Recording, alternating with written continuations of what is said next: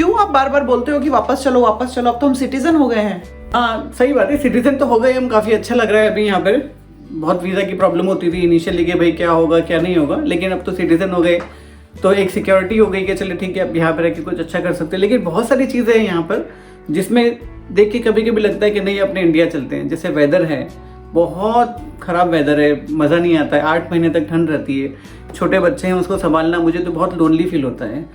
तो ये वीडियो देख के आप बिल्कुल डिस्करेज मत होइए, ऐसा मत सोचिए कि ये वीडियो आपको डिस्करेज करने के लिए है। ये सिर्फ एक फैक्ट है जिस फेज से हर न्यू इमिग्रेंट कनाडा में गुजरता है, और सिर्फ नए इमिग्रेंट्स ही नहीं, यहाँ रहने के बाद हम सिटीज़न हो जाते हैं, उसके बाद भी कुछ चीज़ें ऐसी हैं जो हम मिस करते हैं। कुछ रीजंस ऐसे हैं, बहुत से लोग कनाडा छोड़ के जा रहे हैं। हमें ये तो पता है कि एवरी ईयर बहुत से इमिग्रेंट्स कनाडा में मूव कर रहे हैं। नो डाउट कनाडा एक बहुत अच्छी कंट्री है, लेकिन क्या कारण है कि बहुत सारे लोग कनाडा छोड़ के भी जा रहे हैं?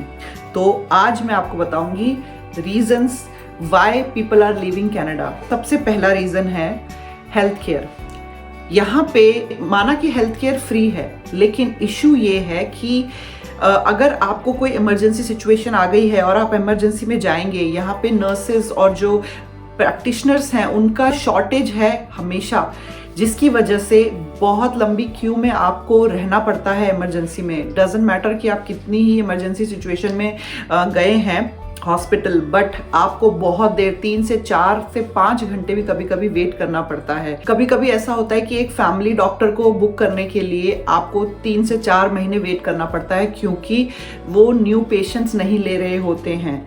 डॉक्टर्स के पास ऑलरेडी इतने पेशेंट्स होते हैं क्योंकि लोग ज़्यादा हैं, बट जो काम करने वाले प्रोफेशनल्स हैं हेल्थ केयर में वो कम हैं, जिसकी वजह से जो जनरल जो पब्लिक है उसको काफ़ी प्रॉब्लम फेस करनी पड़ती है। तो जैसे फॉर एग्जांपल मैं अपना पर्सनल एग्जांपल देती हूँ। अभी मेरी मदर इन लॉ को थोड़े दिन पहले ही बहुत ज़्यादा चक्कर आ रहे थे और ब्लड प्रेशर बहुत ज़्यादा हाई था, जिसकी वजह से हमें एम्बुलेंस को बुलाना पड़ा। सर्विस बहुत अच्छी थी, एम्बुलेंस 5 मिनट में आ गई, लेकिन हमें इमरजेंसी में कम से कम 3 से 4 घंटे वेट करना पड़ा। तो वो जो वेट टाइम है वो एक्चुअली बहुत ही ज़्यादा डिप्रेसिंग है। नेक्स्ट पॉइंट, बहुत ज़्यादा एक्सपेंसिव है यहाँ रहना। कैसे? फॉर एग्जाम्पल मॉर्गेज बहुत ज़्यादा हाई हो चुकी है। आपकी ग्रॉसरीज और जो भी सामान आप बाहर खरीदने जाते हैं, इन कंपैरिजन तो अभी 4-5 साल पहले जब हम यहाँ आए थे 6 साल पहले, अभी उनका रेट 3 गुना ज़्यादा बढ़ चुका है। यहाँ तक कि घर पे रेंट, अगर आप किराए पे, जैसे न्यू इमिग्रेंट्स जो आते हैं वो रेंट पे घर लेते हैं या रूम लेते हैं, उसका भी अमाउंट है वो बहुत ज़्यादा है। बहुत ज़्यादा रेंट की वजह से कुछ भी सेविंग नहीं हो पाती है। हाँ, हम सिर्फ खर्चा ही खर्चा है, यहाँ पे बचत होना बहुत मुश्किल हो रहा है अभी प्रेजेंट डे में जो सिचुएशन जैसी है उसकी वजह से। तो ये भी एक बहुत बड़ा रीज़न है कि लोग कनाडा छोड़ के जा रहे हैं, क्योंकि वो यहाँ आए हैं कमाने, और जब कमा तो रहे हैं लेकिन बचा कुछ नहीं पा रहे हैं। हाँ, ये कंट्रीज आजकल बहुत महंगी इसलिए हो रही है क्योंकि मॉर्गेज बहुत हाई हो चुकी है, घर यहाँ पर बहुत महंगे हो चुके हैं। अभी जब हमने हमारा पहला घर लिया था तो हमने बड़ा आसानी से बहुत अच्छा कर लिया था 550,000 के आसपास। तो अभी मंथली मॉर्गेज बहुत ज़्यादा बढ़ चुकी है। जहाँ पर पहले 2% मॉर्गेज का इंटरेस्ट रहता था, आजकल 6.5 तक पहुँच चुका है। उसकी वजह से बहुत ज़्यादा मंथली मॉर्गेज आती है और बैंक अप्रूवल बहुत मुश्किल से होने लगे, तो उसे अफोर्ड करना बहुत मुश्किल होने लगा है।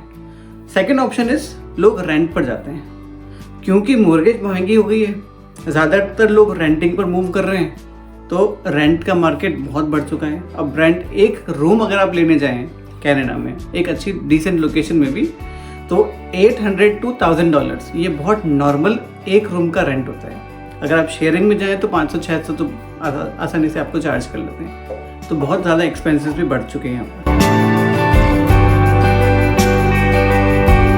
नेक्स्ट पॉइंट है होम सिक।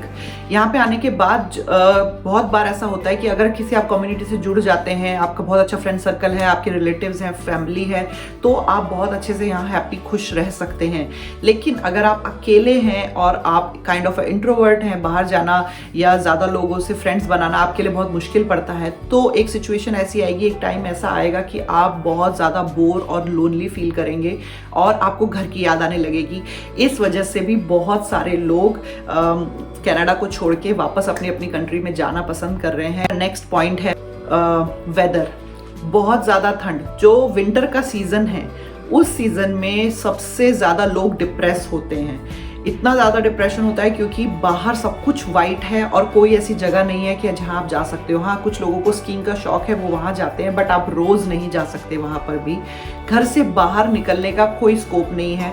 घर बैठे बैठे इंसान इतना ज़्यादा अपसेट हो जाता है, इतना ज़्यादा डिप्रेस्ड हो जाता है। हमको 4 बजे यहाँ अंधेरा हो जाएगा विंटर्स में। आप इमेजिन करिए 4 बजे अगर बंदा ऑफिस से घर आ रहा है, 5 बजे तक तो आधी रात हो चुकी होती है, एकदम काला, जैसे 8 से 9 बजे उस तरह से। तो शाम को कोई लाइफ ही नहीं है विंटर में। घर जाओ, काम से, ऑफिस से, टीवी देखो, सो जाओ।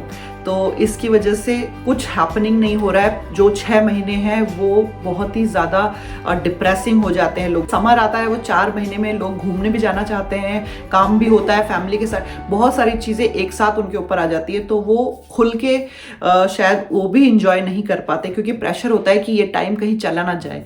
इसलिए वो ज़्यादा से ज़्यादा चीज़ें करने की कोशिश करते हैं एक साथ, बट सब कुछ कवर नहीं कर पाते। तो विंटर्स, जो सर्दी है, जो कोल्ड है इस कंट्री का, एक बहुत बड़ा रीज़न है कि लोग छोड़ के जा रहे हैं कनाडा। सो अगला रीजन है हार्ड वर्क। यहाँ पे छोटे से छोटा काम भी इंसान को खुद करना पड़ता है। जैसे इंडिया में आप डोमेस्टिक हेल्प ले सकते हो, बहुत सी जो भी आपको प्लम्बिंग है या कोई भी कारपेंटर है, वो सब चीज़ों की हेल्प होती है और एक रेट जो कि आप अफोर्ड कर सकते हो, आप उनसे वो सर्विसेज ले सकते हो। यहाँ पे हेल्प तो है लेकिन जो उसका कॉस्ट है वो इतना ज़्यादा है कि लोग सोचते हैं कि किसी दूसरे से करवाने से अच्छा, या सर्विसेज अफोर्ड हम नहीं कर सकते इसीलिए हम खुद ये काम कर ले, जिसकी वजह से बहुत ओवरवेलमिंग हो जाता है और इंसान बहुत ज़्यादा थक जाता है क्योंकि उसको सब कुछ खुद करना पड़ता है। अगर वो बाहर से करवाएगा तो उसकी कॉस्ट इतनी ज़्यादा होती है, जैसे कि मैंने बताया कि सेविंग ऑलरेडी बहुत कम है, तो ये एक्स्ट्रा कॉस्ट कोई भी अफोर्ड नहीं कर सकता। बहुत कम लोग होते हैं जो अफोर्ड कर सकते हैं। जैसे अब हम आपको बता रहे हैं कि एक्सपेंसेस बहुत होते हैं और हार्डवर्क बहुत ज़्यादा है। फॉर एग्जाम्पल, जैसे अभी 2 हफ्तों पहले हमारे घर का एक किचन का नल खराब हुआ था, तो जो नल खराब हुआ उसे हमने फिर प्लम्बर को कॉल किया। तो सबसे पहले प्लम्बर बताते हैं कि हम आएंगे, उसे चेक करेंगे और आने के विजिटिंग चार्जेस है $100। चेक करने के बाद वो जो भी आया हमने पे किया $100। उसके बाद वो बताते हैं कि हाँ ठीक है, ये नल ख़राब है, उसको मैं चेंज कर लेता हूँ। चेंज करने के $350 करूँगा। अभी आप इंडियन रुपीज़ में अगर देखें कि जी नल, पहले तो विजिटिंग चार्जेस $6000, फिर नल चेंज करना है वो करीब चार्ज करता है $350। तो ये किसी एक चीज़ के प्लम्बिंग के लिए नहीं है, this is just one of the example. Grass को कुछ काम करवाना है ना, गार्डनिंग करवानी है, तो सारी सर्विसेज बहुत ज़्यादा महंगी हैं। तो फिर हम लोग जो यहाँ पे रहते हैं वो सोचते हैं कि अच्छा एक काम करते हैं, ये छोटा छोटा काम हम खुद सीख लेते हैं। Last but not the least, the reason is high expectations from this country.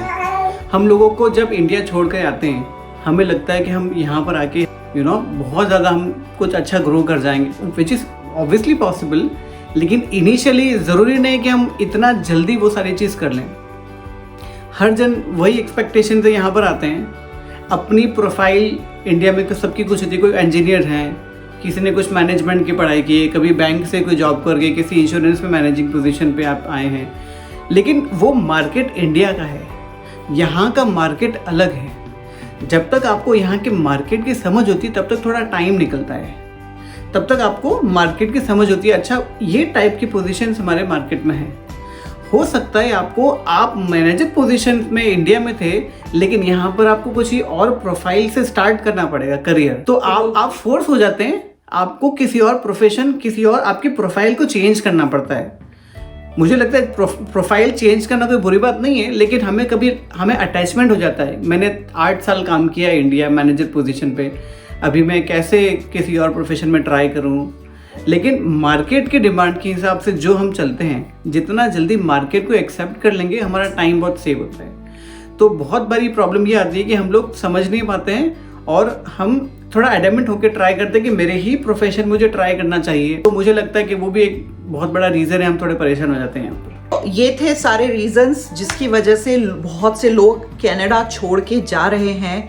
So next video आप जरूर देखिएगा, उसमें हम बताने वाले हैं how to survive in Canada and also grow with all these challenges, जो कि बहुत इंपॉर्टेंट है। इतना सब कुछ छोड़ के आप कनाडा आए हैं कुछ करने के लिए, ग्रो करने के लिए। अब वापस जाना not a good decision. Of course depend करता है सबकी सिचुएशन के ऊपर। और दोबारा बोल रही हूँ कि ये वीडियो डिस्करेज करने के लिए नहीं है, बस ये है जो फैक्ट है वो आपके सामने लेके आ रहे हैं। Stay tuned. अगर आपने चैनल को अभी तक सब्सक्राइब नहीं किया है तो चैनल को सब्सक्राइब करें। Thank you so much.